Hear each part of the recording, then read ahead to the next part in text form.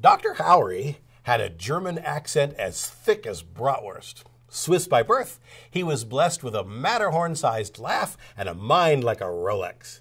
He got into sleep research after immigrating to the United States, where he quickly rose to prominence.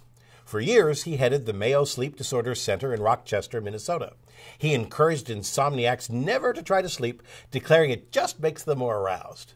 A few years before Howery's death, a protocol was tested with the aim of helping seniors with troubled sleep. University of Pittsburgh researchers developed the protocol called the Brief Behavioral Treatment for Insomnia. The intervention was simple. Researchers first obtained a sleep baseline from each senior.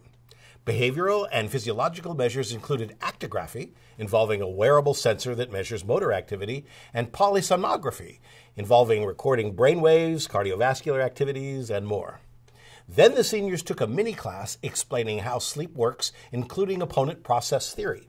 They were introduced to their research task. Number 1, subjects were to reduce the amount of time they spent in bed, 6-hour minimum.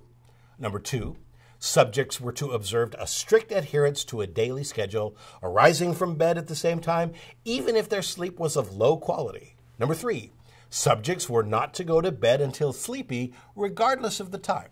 Number 4, subjects were not to stay in bed for long if they had not fallen asleep.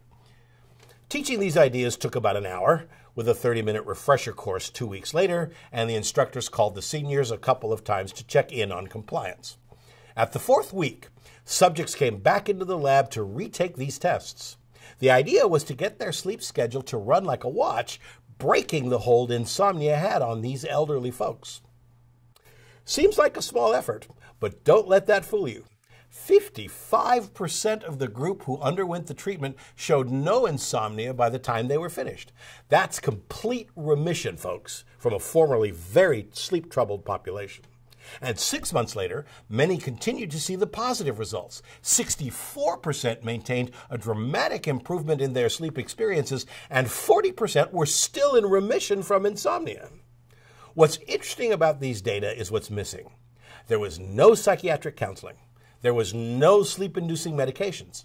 That's a good call. In older populations, the side effects of commonly prescribed sleep sedatives tend to be overwhelming, and sleep gets only marginally better. If you are having trouble sleeping, before you reach for a sleeping sedative, give Dr. Howery's routine a try instead.